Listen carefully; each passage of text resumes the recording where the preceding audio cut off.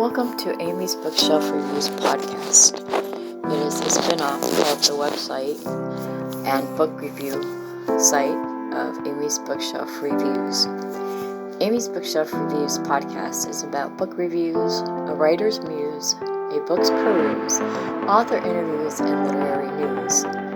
Welcome to the new year, where new things may happen with this. I hope you all enjoy, and thank you for listening.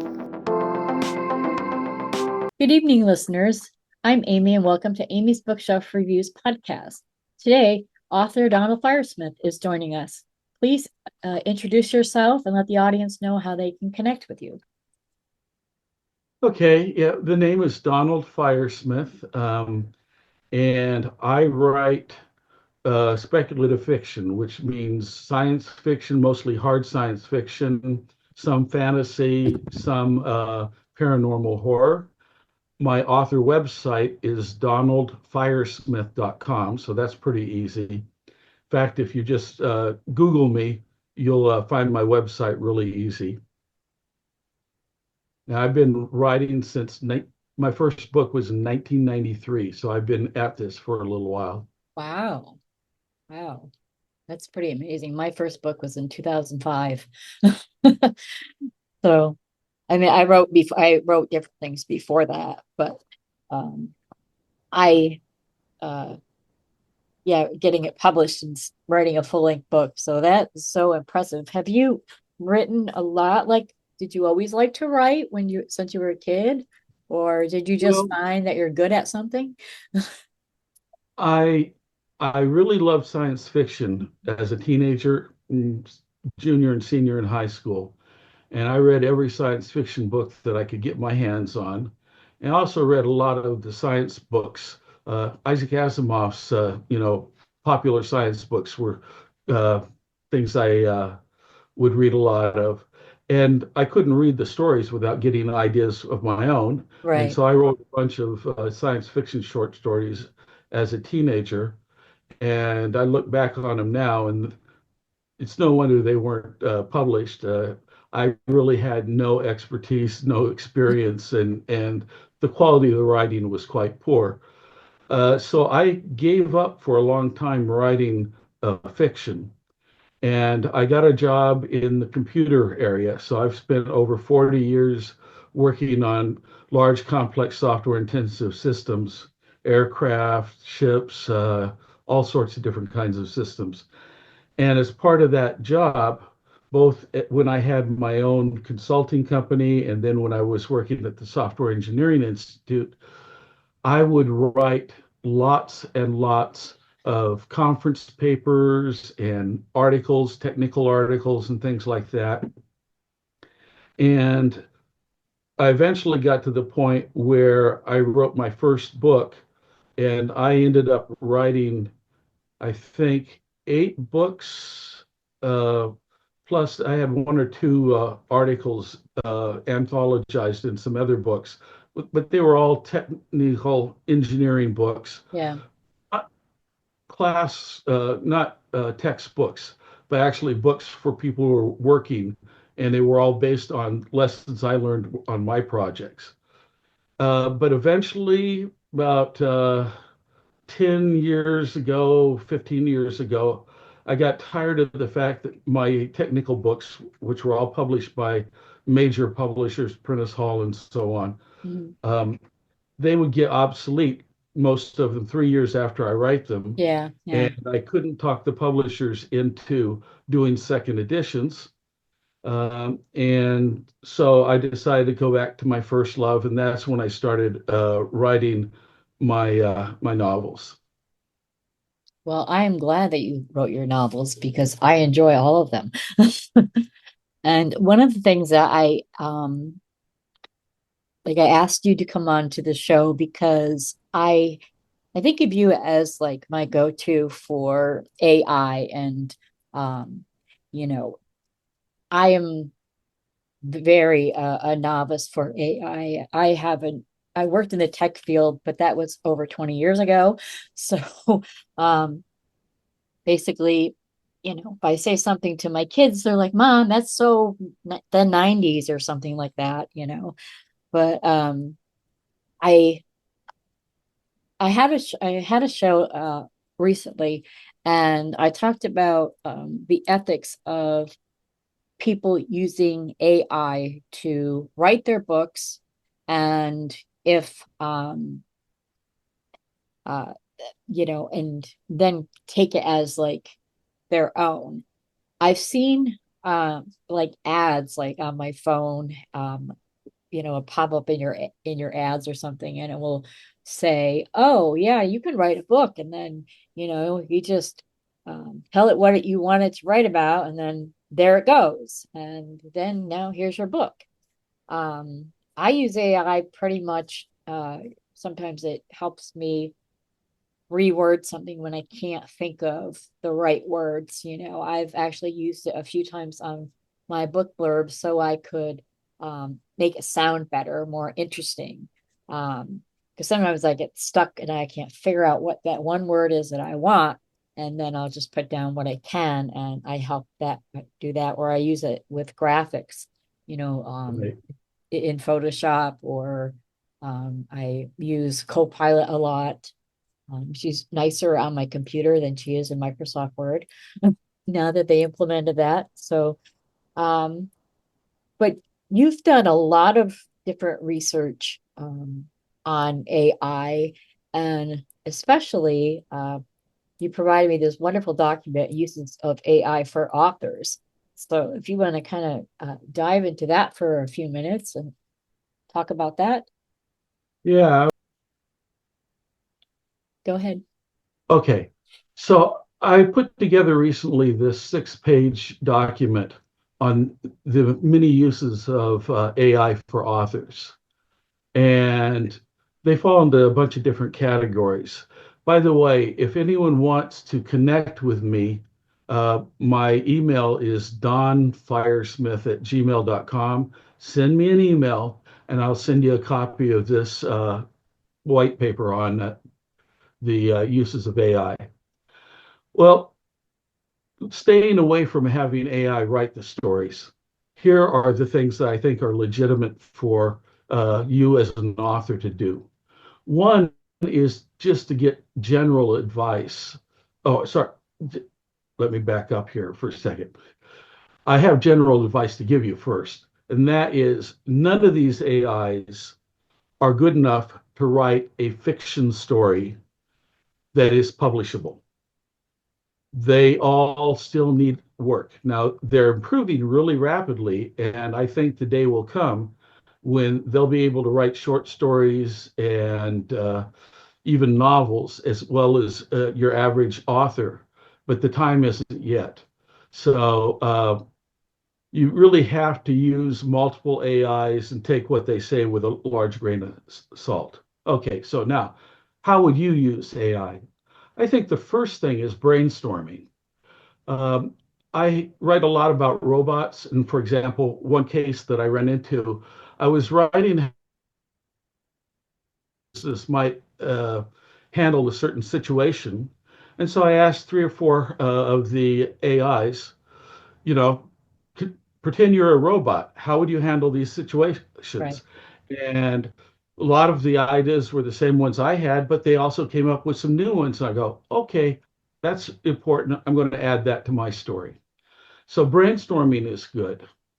Another thing is artwork.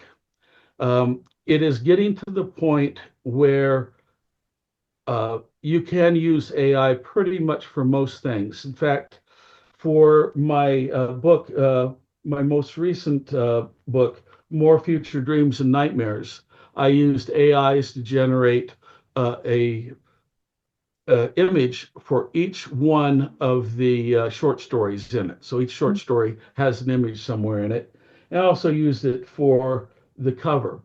The problem, however, is most of the artwork AIs, they're not really great at doing things that are unusual. They're great for showing pictures of a beautiful woman sitting on the seashore, but if you have a very specific bunch of issue things that you Yeah. want it to do, uh, they have a hard time doing that. In fact, I'm running into that problem with my current book right now. So you do need to do a lot of trying, and there's a lot of different AIs to do artwork. Yeah. No one of them is fantastically good for everything. Now. So I try all sorts of different ones to see which ones work for me. Yeah, I kind of do the same thing. And one time I was using Photoshop and I wanted just like fog, because I was going to use that to kind of, overlay on another photograph. And it it came up with a picture of a cartoon tooth holding a toothbrush. All I wrote was fog, and that's what came up. So I'm like, oh no, that's not quite it. Right. Okay, another one, another good use for AI chatbots in this case is for research. Used to be when you were an author, you relied on the public library and the card catalogs and all Yeah. that stuff. Then you moved on to Google and search engines like that. Now I just use ChatGPT or one of the other ones, which are so much better than search engines. I also found it's not a an AI, but when I was doing a lot of research for my nonfiction historical book, a website called Internet Archive, because then you can Mhm. find a lot of books that maybe are 300, 400 years old, and they only had maybe one or two remaining, so they were literally scanned in, and you can access those or read them and borrow them like a library. But that was one of the biggest things that I used prior to, I didn't really rely on Google. I just tried to, I relied on obituaries too. You can find a lot of Right. information about someone's obituary. Okay, I give you an example. I'm writing a short story right now. It's in the future where benevolent aliens have landed on our planet, and they think that we are not civilized enough yet to join the local interplanetary federation, but they want to help us, advance to the point where we can get there. Mhm. And after 12 years and having their own big, large enclave on the planet, they finally decided to let a few of Earth's, best and brightest people to actually come into their enclave and work with them. And one of the things I asked several of the chatbots is, assume you're an alien like this, what kind of exams would you give to a person to ensure that they were good enough to allow into your colony? Right. And some of them made a lot of sense to me, some didn't. And I'm deciding, okay, do I want to add this to my book? Do I want to add that to my book? But that gives you an example of things. I use them a lot for research. Now, another one, great use, is developmental or content editing. Uh, One of the things I found is I can ask several of these AIs, I'll give it a manuscript and I'll say, critique this, Okay. listing, its strengths and areas of improvement. Right. And several of them are just very excellent. They clearly understand what you've written, Mhm. and the advice that they give you all makes sense. And so I just do this a bunch of times, and then I'll go add some more, try to fix a few things, and then I'll ask it again. Well, what do you think of this one? Critique this one. Right. And that really helps me uh, do a lot of things here. Now, one thing that I would say is depending on how much money you want to spend on these AIs, Right. if you try to stay with the free versions, some of them have a very limited what they call context window. So Right. when you give it stuff so that you want to answer back from that, some of them you can give an entire book. Right. Other ones they'll only get critique like the first four chapters, and so you have to break your book up into pieces, and the critique's not as useful then.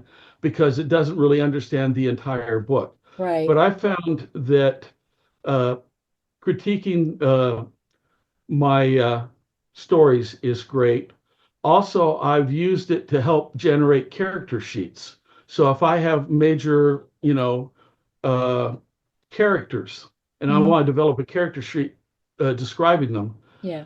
I will feed it what I've written so far, and it can read my stuff, and then it'll summarize nicely, not just things like name and age and physical, Right. characteristics, but also emotional arcs and things like that.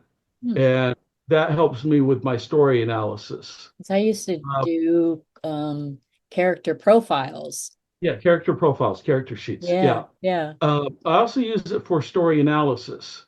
So I'll upload, and my go-to most of the time is uh, Chat GPT 4.0 or 1.0, Hmm. and I'll ask it for a story analysis. So I give it my entire manuscript and I say, write me a story analysis including concept, genres, emotional atmosphere, settings, major characters, outside and inside action stories and inside action stories, emotional stories, things like plots with subplots, goals, needs, worst outcome, message, moral, that kind of thing. And then I ask it to give me a list of all the conflicts and give me story structure in terms of like acts and plot points within each act and chapters within each plot point and things like that. Do you So I've find, taken, I'm sorry, I didn't mean to yeah, interrupt. I've taken the idea of how you would analyze a movie script Hmm. and applied a lot of these ideas to my writing. Yeah. And this, I start off with my own idea of the story analysis when I start the book, but as I write more and more and more of it, Yeah. I find that it's very good at summarizing all these things in a nice format for me. So, and it finds things that I forgot about. Oh, that's good. I was Another just thing going to ask is, you just one quick question before you move on. Sorry. okay, Um, do you find that some AI programs have like specific guidelines? Because I remember I ran this book through that I was reading. I had already read it and I wanted to write the review. So a lot of times I'll have it run me the overview again because I don't want to screw up, make sure I have the right notes. And sometimes I know the one in Adobe and also Copilot that's on my PC, uh, they won't give you an overview if it has certain keywords into it. So I try to oh, do a book about like Nazis or I read the book and then I wanted to get its opinion on its overview so I could really you know it's hard for me to write a review sometimes and think of all the great words to come up with, and it was like, nope, I can't read that. It's got a word, or Copilot won't give me an image if I have say, hey, I need this woman holding a gun because I want to use it for a book cover, and they'll be like, no, you can't do that. I've never run into the problem of keywords causing problems when I'm talking about summarizing or analyzing a book. Hmm. And I do write some violent things, so Right. that's been an issue. On the other hand, I have run in over and over and over again that if I have any obvious violence, uh, the short story I was planning on reading today has some violence in it, Right. and I could not get any of them to give me the graphics that I wanted. Yeah.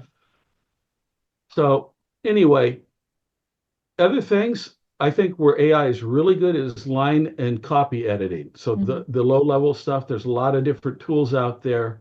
Uh, I primarily use Grammarly, Pro Writing Aid, Edit GPT. MS Word's editor is getting a lot better than it Yeah. used to be. Yeah. I use those three And that you named. yep. So that helps a lot. I run all of my stuff through all of those Yeah, before I send it out to anybody. And then I that's do a good. last run through to make sure everything's fine before I publish it. Yeah, I have it after I run it through, um, whether I'm editing my own or someone else's, after I run it through the various programs, Grammarly, Pro Writing Aid, and Microsoft Word, I have it read it out loud to me so I can Mhm. hear. Sometimes there's transposed words and it won't always catch that, like form and from and words like that that can be common mistakes. Um, but yeah, and reading it back, you could also, now that they have Word with, it's got an AI that kind of talks with emotion kind of thing, as if it was a real person reading it. You're able to get that, especially with dialogue and hearing it make sense. Uh, because when you're talking to another person, like we are back and forth, I'm not constantly calling you by your first name. You're not constantly calling me by my first name because we're sitting here having a conversation. And some people, some authors have done that in dialogue, two people talking to each other, and every time they speak to one another, they say that person's name. And that's not Oh, like real terrible. life. That's annoying. But, Yeah, you know, I agree with you. The other thing I do have is I typically use Microsoft's Word read aloud yeah, back to me because as an author, you know what you intended to write. And so when you read it the way you intended to write it rather than the way you actually did write it. yeah, So hearing it is great. Now, another thing that's really good that I find fantastically useful is marketing. A lot of authors, myself included, aren't really that great at writing advertising copy and that sort of thing. So one of the things I do is I ask the AIs to give me, say, 15 or 20 one sentence log lines or taglines yeah, of my book. yeah, And most of them are bad, but if I get enough of them, I can usually find several that are good, and I can then take the best parts of those and turn it yeah, into a good sentence. yeah, I also do the same thing with book blurbs. So I'll ask it to write book blurbs. The biggest problem I run into here is if you feed the entire manuscript of a book into these AIs, they tend to get lost partway through the book because it's such a big, yeah, amount of text for them to understand. yeah, And so you really have to watch out for hallucinations in the latter part of the book blurb because it'll say something that's not true yeah. about the book. And I've done that. I'll write what I want the book blurb to say, and then it's maybe a paragraph or two paragraphs, and then I will have the AI try to reword it. And one time what I found out that they like the word amist, that amist, instead of saying like among or whatever. So every time that I have put something in there and uh it has come back with that word in it. I was like, really? I People haven't run speak into like that that now? problem, but the way I do it is I typically ask, there's like two AIs that I tend to use most, ChatGPT and oh shoot. Uh, well, I can find it real quick because it's in the la- last part of this. Um, I use Gemini and I use Claude. Oh, and ChatGPT is my main ones. Hmm. By the way, ChatGPT seems to understand factual things best, but Claude seems to understand fiction best and um, how the to write things. So anyway, what I'll do is I'll ask it to do like five blurbs, Yeah. and then I'll take the best pieces of all of those, munch them together, do a little rewrite, and end up with a better blurb than I could have written myself. Yeah. Same thing for sales descriptions. This is something that's longer than what would be on the back of the book because you're very limited in Right. size there. So for each of my books on my website, I have a sales description, which is like twice or three times as long as a blurb, but it gives you a lot more information about the book and it gives it to you in a marketing and the sales type thing. You Oh, know, get your yeah. copy now and that kind of thing. It also works really good if you're going to do a press release for a new book. Nice. The other thing that I found interesting is I will use these to come up with book outlines. Sometimes when you want to submit something for a book contest, Right. they want to have you list all of the chapters and for each chapter, two or three sentences about what's in the chapter. Oh, okay. That works out really well. Once again, though, especially later on in the book, as you go through the chapters, watch out for hallucinations. Okay. The next one that's an interesting one that I just came across recently is book trailers. I'm trying to do more book trailers myself instead of Right. paying people to do it because it's so Right. expensive. But one of the things is how should what should the script for the book trailer be? And Right. what I've done is I give the book to ChatGPT and I ask it to do me a script for a book trailer, Yeah. and it will, basically give me here are the different scenes, Uh-huh. and here's what the narration should be for each one of these scenes. And here's the type of voice that is most appropriate for that, in terms of male, female, Right. uh, tone of voice, and what kind of music would go best with it. And so once I have the book trailer script, it's much easier for me then to implement that script. Right. And so I You just never get thought of, like video scenes for yeah, that? exactly. Okay. That So does that because that's what I've been looking for myself.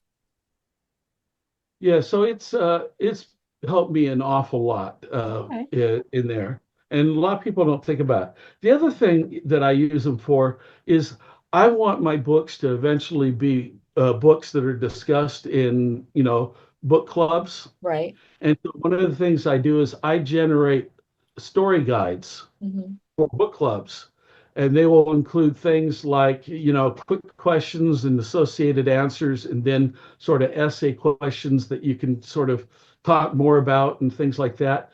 I use Google's Notebook LM for that because Notebook LM, one of the buttons you can click is a basically a study guide, and it generates it real good for you. I find I have very little I have to change in it, and I just reformat it and put it in a proper, Yeah. form for a book club, but the content is there. So That's that's really good. Um, Here's another thing.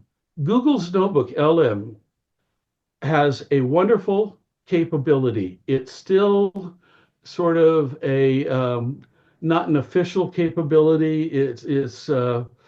But it's out there and it works really good. What you can do is you can feed it either an entire book manuscript, yeah. or for a short story, you feed it the entire short story, and then you click on there's a like a conversation button or something of that nature, and what it does is it creates two AI voices, a man and a woman, Mhm. and they discuss your book as if it was a blog where they're talking back and forth.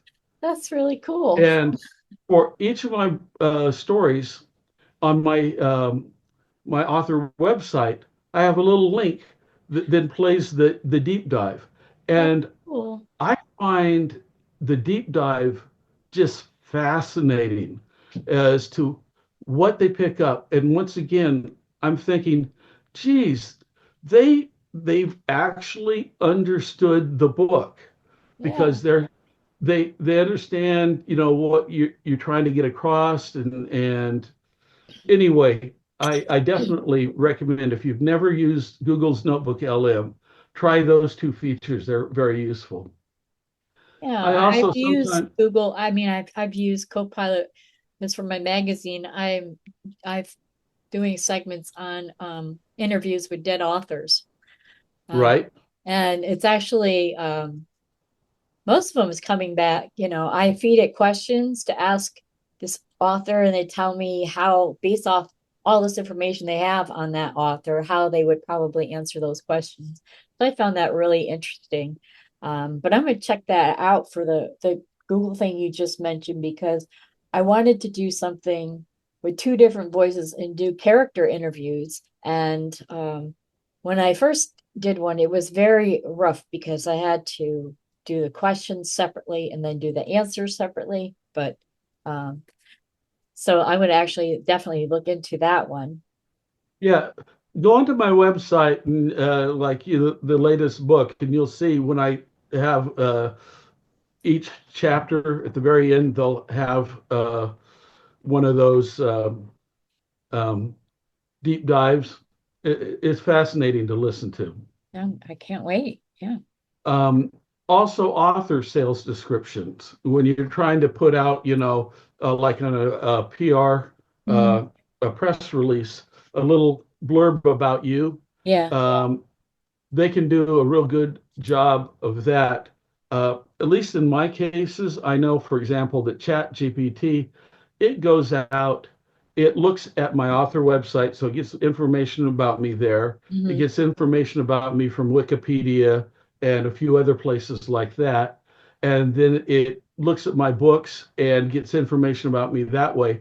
And then it munches it all together into a nice little description of me that would make someone want to pick up the book and buy it. That is really great. And I just want to move forward with your book, and that you recently released, and you had a short story that you were going to read because it kind of relates to the subject. Okay. Yeah. My most recent book's called More Future Dreams and Nightmares. It came out, I think, November 15th of last year. And several of its short stories have won awards. And I was going to read one of those short stories here called The Mannequin. This one is my short story that's won the most awards of any of them. And it fits back into what we were talking about earlier Right. about having the AI tools not necessarily wanting to touch things because you talk about subjects that are sort of taboo. Right. So anyway, I'm going to go ahead and read this. It's called The Mannequin.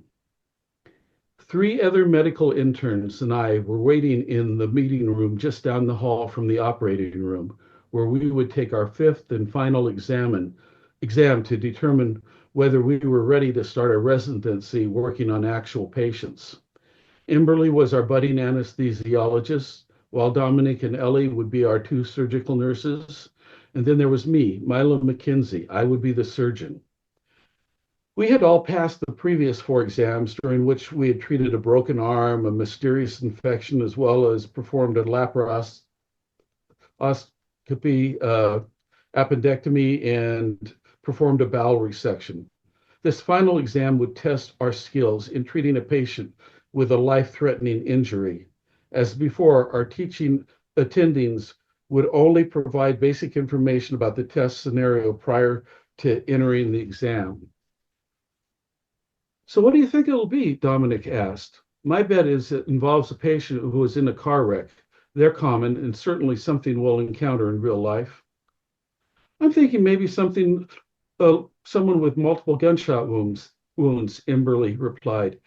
If we're in a big city trauma center, shootings will be a daily occurrence. How about you, Milo? What do you think it'll be? I honestly have no idea, I replied.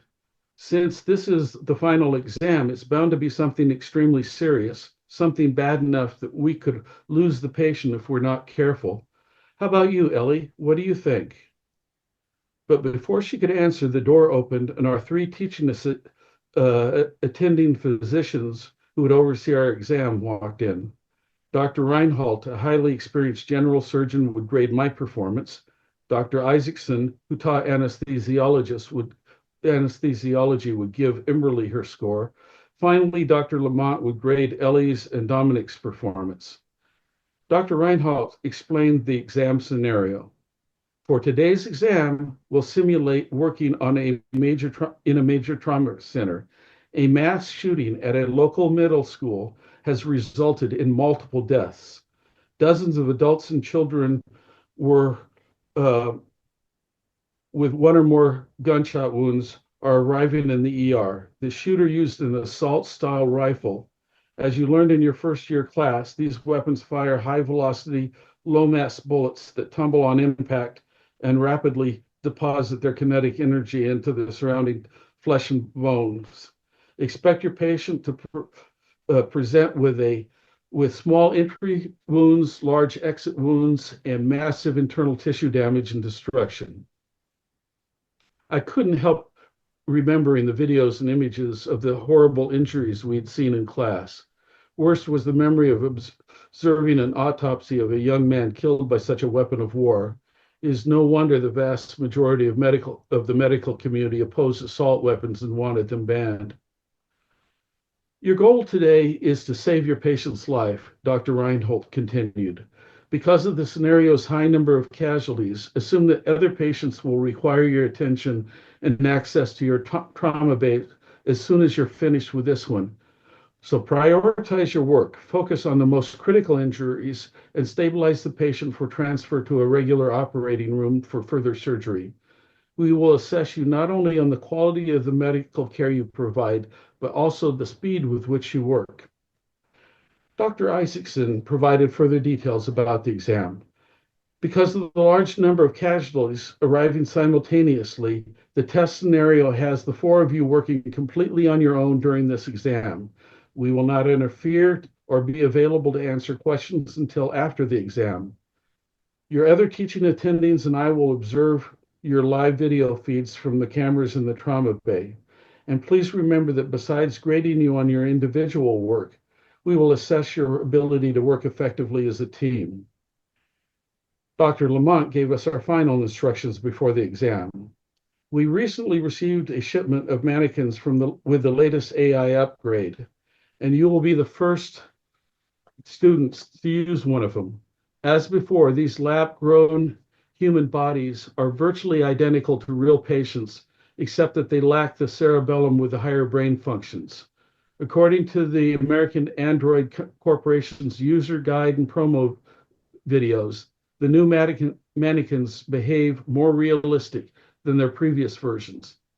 Expect your mannequin to have realistic psychological reactions and perfectly simulate how a human would react, both in terms of pain, fear, confusion, and shock, and in how they will interact with you. And although the mannequin is not conscious and has no subjective awareness, we still expect you to treat it with the same compassion and professionalism afforded to real patients. Are there any final questions before we begin? We exchanged glances and shook our heads. Okay, for this exam, we set up room 3 as the trauma bay, Dr. Reinhold said. Put on your PPE and get ready for the patient's arrival. You have 10 minutes to prepare. We quickly donned our impervious gowns, gloves, goggles, and booties that comprised our personal protective equipment. Once we entered the room 3, we immediately got to work. Imberly laid out the intubation instruments, a laryngoscope, and a variety of endotracheal tubes because we didn't know the size she would need.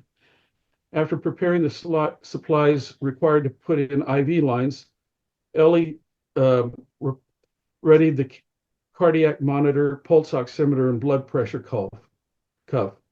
Meanwhile, Dominic started drawing up the commonly used surgical medications: propofol for sedation, vecuronium to facilitate intubation and muscle relaxation, and fentanyl for pain.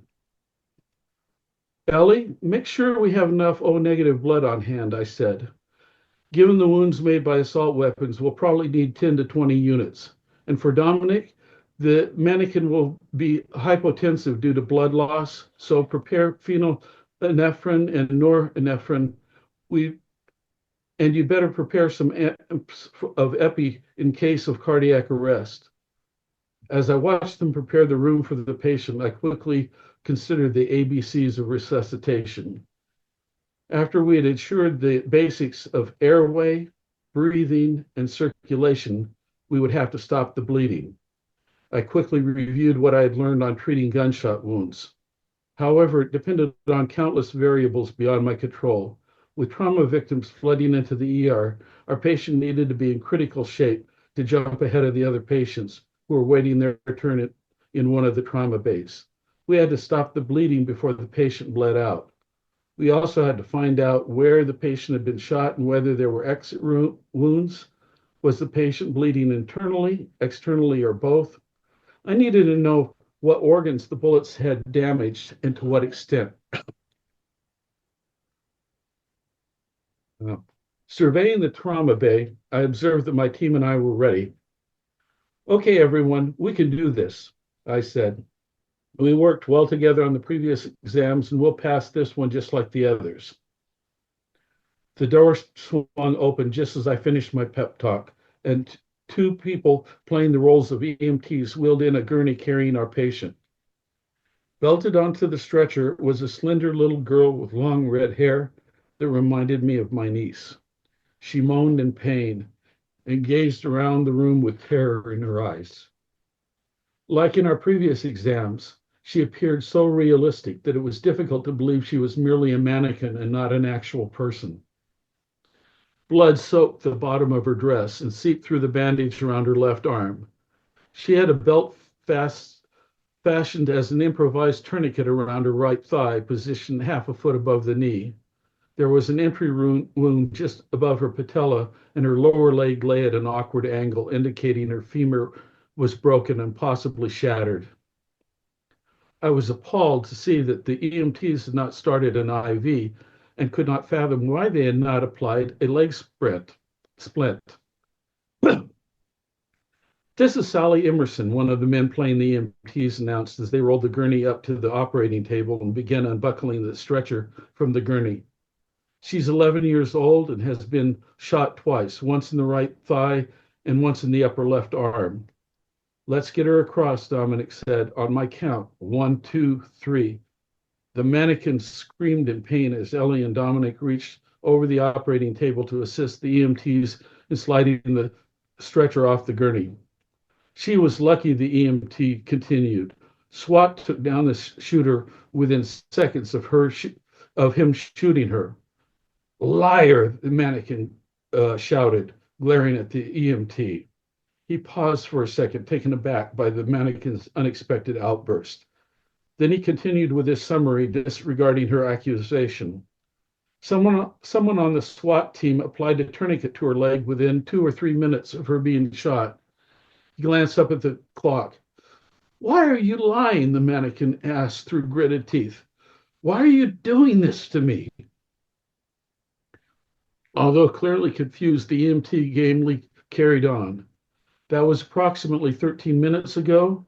Once we got her in the ambulance, we tried to start an IV and apply a splint to her leg, but she pulled out of the IV and kept kicking us with the good leg. Since we were so close to the hospital, we decided better to leave those tasks to you rather than risk her furthering injuring herself by fighting us. Her blood pressure is 86 systolic and her pulse is 128. The mannequin glared at the EMT while Dominic slipped a pulse oximeter over her finger, and Ellie placed a pressure cuff around her uninjured right arm. BP is 81 systolic and pulse is 132. Saturation is 96%, Ellie called out. But when Emberly attempted to place a nasal cannula around her head for supplemental oxygen, the mannequin jerked away. No, stay away from me, the mannequin screamed, batting Emberly's hand away with her uninjured right arm. The look of terror on her face was shockingly real. I was losing control of the trauma bay and had to regain it or we would flunk the exam. The patient was obviously terrified and I needed to calm her down. I stepped up and leaned over her, and her eyes locked onto mine. Sally, you've been injured and are in a hospital. You're safe now, and we'll take good care of you. The shooter's dead, and he can't hurt you anymore. With tears streaming down her pale cheeks, the mannequin asked, why is everyone lying to me? I woke up in a room at the far end of the hall. They tied me down and a man shot me twice. I was sure he was going to kill me, but then they wheeled me out and brought me here. Something was terribly wrong. The mannequin was referring to the room where they store the mannequins and gave them the injuries and infections needed for our training exercises and exams. It was not following the exam script. It was behaving exactly like a real person who had just been shot. Was this somehow part of the exam? Were our teaching attendings changing the rule to see how we would react to the unexpected? I had to carry on and regain control of the situation. You're confused. There was a shooting at your school. We don't want to hurt you. We're here to help you. You need to stop fighting us. You need to let us put an IV in so we can make the pain go away and take care of your injuries. It hurts, the terrified girl whimpered. It hurts so bad. Please don't hurt me. Nobody's going to hurt you, I replied. We're here to help you. We'll give you some medicine to take away the pain, and we'll treat your injuries so you can get better. Promise you won't hurt me? Sally implored. Sally, no one's going to hurt you, I assured her. Promise me, she pleaded, her desperate young voice growing weaker. Promise me you'll save me. I promise. At that moment, I knew I'd do everything in my power to save the helpless young girl whose life lay in my hands. Sally passed out. Our training kicked in, and we leapt into action. Ellie rapidly began cutting off the patient's clothing, and I inserted a large bore central catheter into the girl's left femoral veins so that we could swiftly administer IV fluids and blood. Once Ellie hooked the ECG's 12 leads to the girl's chest, wrists, and ankles, the heart monitor began rhythmically beeping, and the display showed a normal sinus rhythm. Emberly had Dominic administer general anesthesia by injecting propofol, vicuronium, and fentanyl into the central line. Ellie, our patient's running on empty, I said. Push a liter of normal saline and 2 units of blood. While Ellie hung the bags and began squeezing them into the girl's central line, Emberly intubated her, attached a bag valve resuscitator to her endotracheal tube, and began compressing the bag to provide oxygenation. 1 liter of saline in, Ellie called out. Dominic inserted an arterial line into her right wrist to give us an accurate measure of her blood pressure. 1 unit of blood in, Ellie called out. Emberly glanced at the heart monitor. Her BP is 95 systolic, pulse is 125. While our patient's vitals were improving, I focused on her leg wound, which was still hemorrhaging despite the tourniquet. Let's turn her over so I can see what we're dealing with, I said. On my count, 1, 2, 3, roll. I helped Dominic carefully roll the girl towards me while Ellie rotated her lower leg to minimize twisting the wound. Then Dominic removed the stretcher, and on my count, we finished rolling her back onto her stomach. Jesus, what a mess, I said, grimacing at the gruesome sight. The terrible impact of the high-velocity, low-mass bullet had created a hole the size of my fist in the back of her thigh. It had shattered her femur, and the muscle tissue and blood vessels bordering the cavity had suffered extensive damage. There's too much damage to save the leg. They're going to have to amputate. She must have lost a great deal of blood, even if it had only taken a minute or two to apply the tourniquet. Blood was still slowly dripping from the entire wound. Dominic, give her another unit of blood. Dominic began squeezing the blood into the girl's central line. BP is 70/30. Heart rate's up to 130, Emberly called out. Sally's blood pressure was dangerously low. Dominic, start a norepinephrine dip. I knew the powerful vasopressor would constrict the blood vessels and raise the blood pressure back to safer levels. Dominic injected the drug into the girl's central line and connected her to a continuous infusion. A few seconds later, Imberly said, BP is 90 over 65, pulse is 135. After clamping off her femoral artery, I cauterized some of the worst bleeders. The hemorrhaging slowed to a trickle. BP is still dropping, Dominic said. It's 80 over 53 and the pulse is now 139. Despite the norepinephrine drip, Sally's BP was still too low. Dominic, give her another unit of blood. Ellie, add phenylepinephrine. And I said, Dominic hung a fresh bag and began squeezing it into her central line while Ellie injected the second vasopressor. A minute later, Imberly said, BP is rising. It's 95 over 65 and pulse is 125. The unit's in, Dominic said. Okay, Ellie, I said, slowly remove the tourniquet. The blood flow loss increased but remained manageable.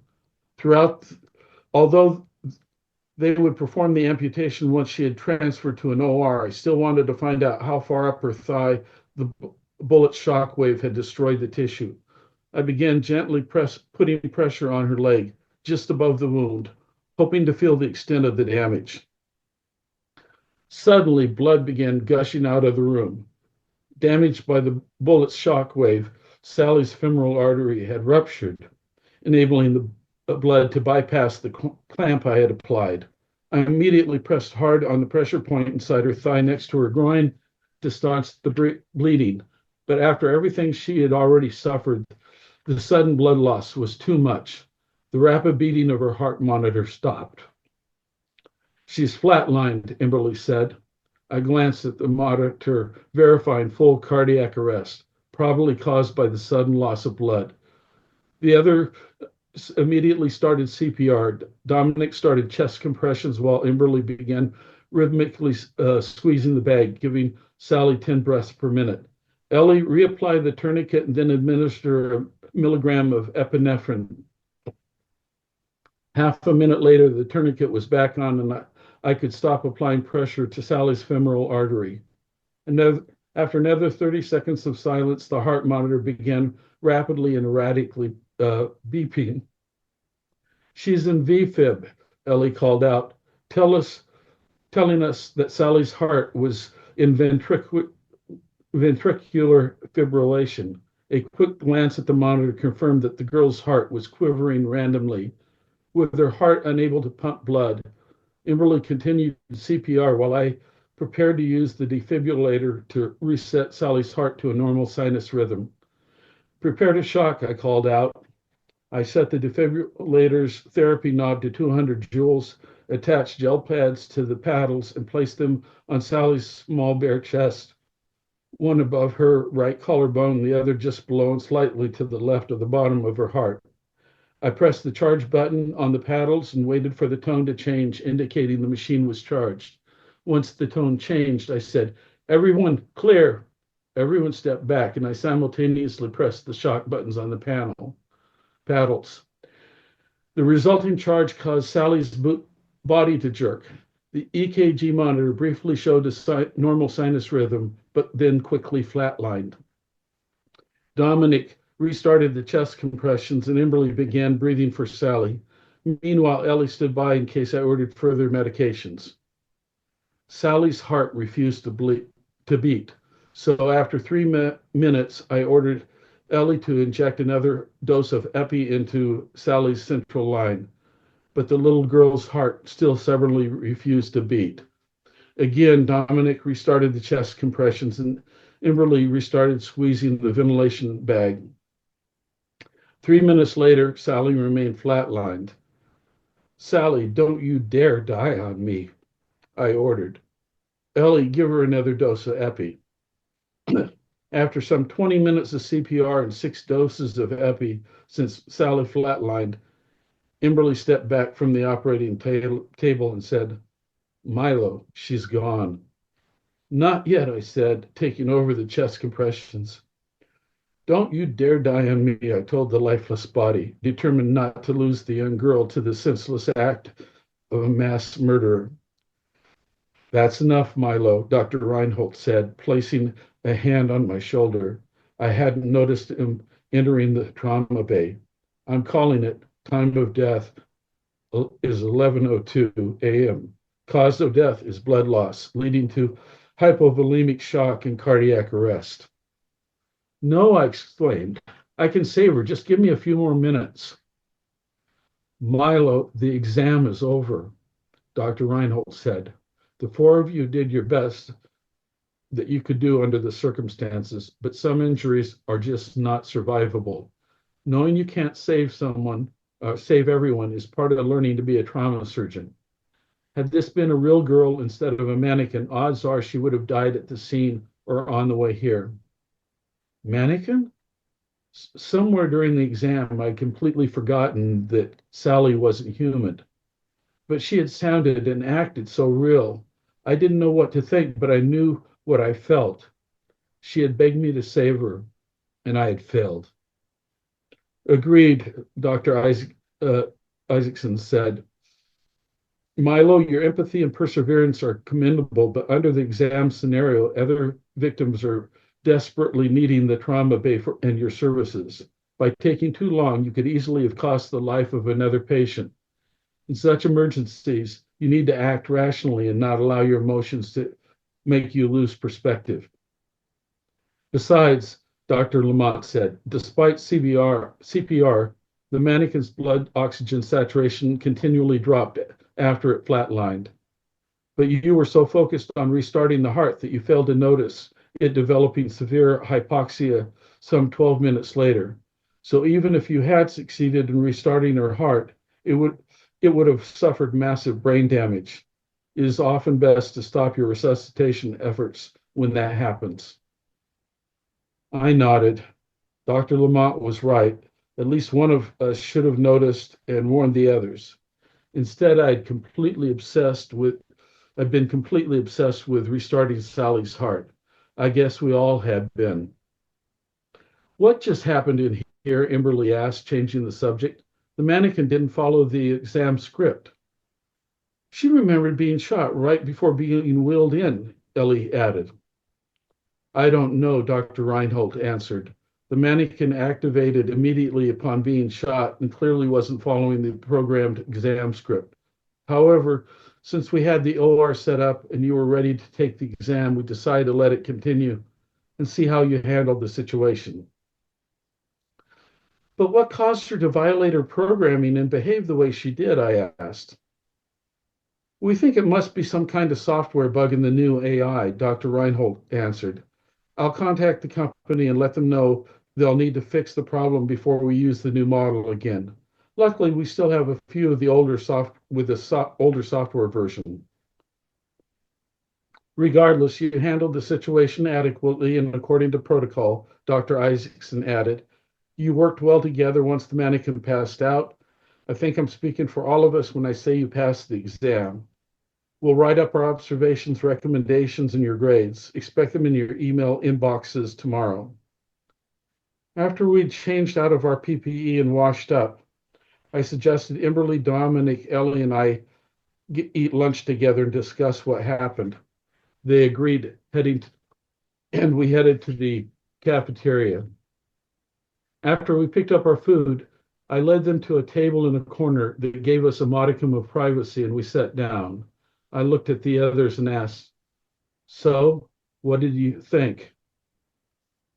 It was crazy just how realistic the new mannequin's behavior was, Dominic replied. It was a real improvement over the previous version. Yeah, Ellie said, if you ignore she didn't follow the exam scenario. Dr. Reinhold said it was just a defect in the mannequin's new AI software, Emberly answered. It didn't seem like a bug to me, Ellie objected. She seemed so real. It was too much like losing an actual patient. But that's the whole point of using these mannequins, Dominic said, to be as realistic as possible. It's better to lose a mannequin than a real person, and frankly, I'm not 100% sure the exam wasn't purposely set up for it to bleed out. I think they wanted to see how we would handle losing a patient. Ellie turned to me. What do you think, Milo? I don't know, I answered truthfully. The patient's death had really gotten to me. I wasn't sure what I thought. I agree with Ellie. I can't help thinking her deviation from this exam script isn't like any software bug I've ever heard of. It's not just that she didn't follow the script. Her pain and especially her fear seems so damn real. How do you know it was merely simulated? Milo, the mannequins may have a human body, Dominic answered, but it doesn't have a complete brain. The lights are on, but no one's home. It just has an AI running on an embedded computer. They engineered it to seem real. I agree, Imberly said.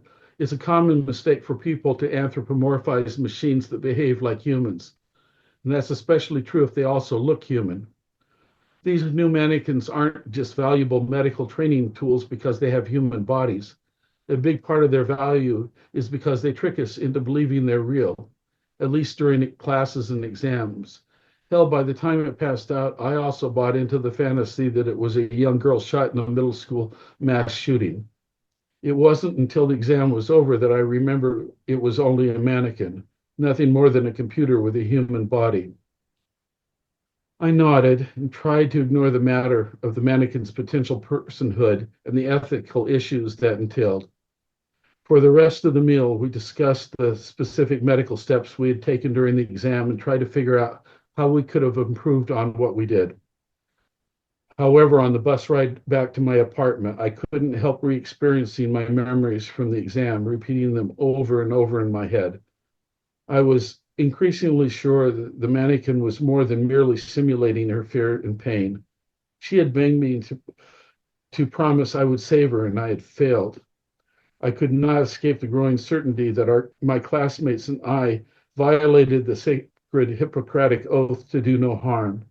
Despite our teaching attendings' assurances, I could not shake the dreadful belief that they had made us unwitting accomplices in the torture and murder of a person just as real as any on the bus.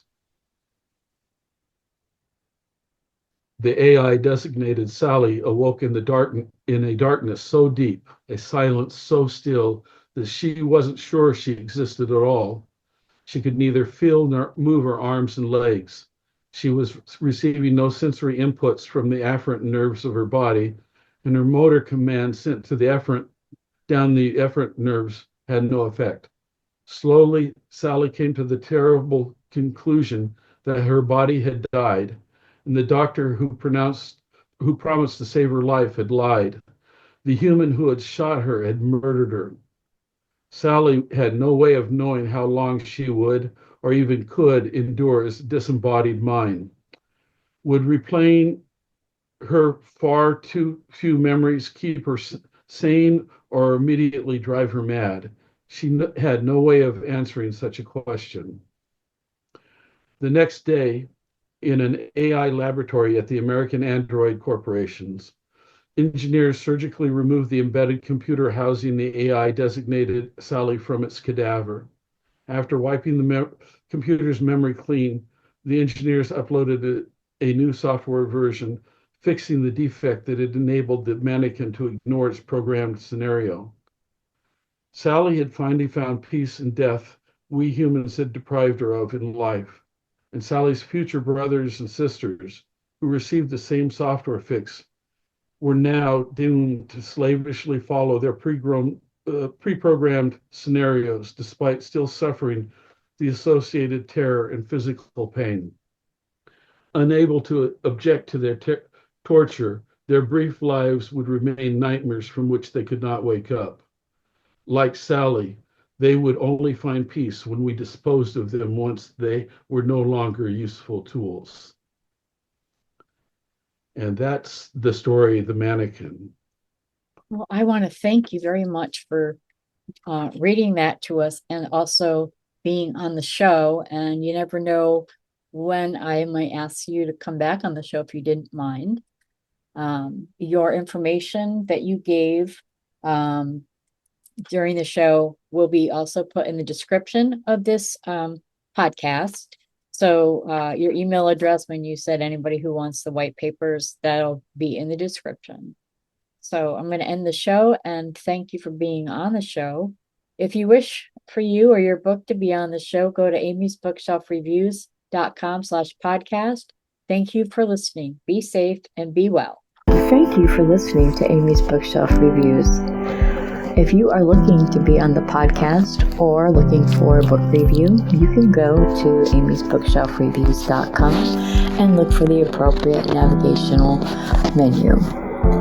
Again, thank you all for listening and being a supporter of this podcast and of the Amy's Bookshelf Reviews professional reviewers of books and audiobooks. Thank you all. Be safe and be well.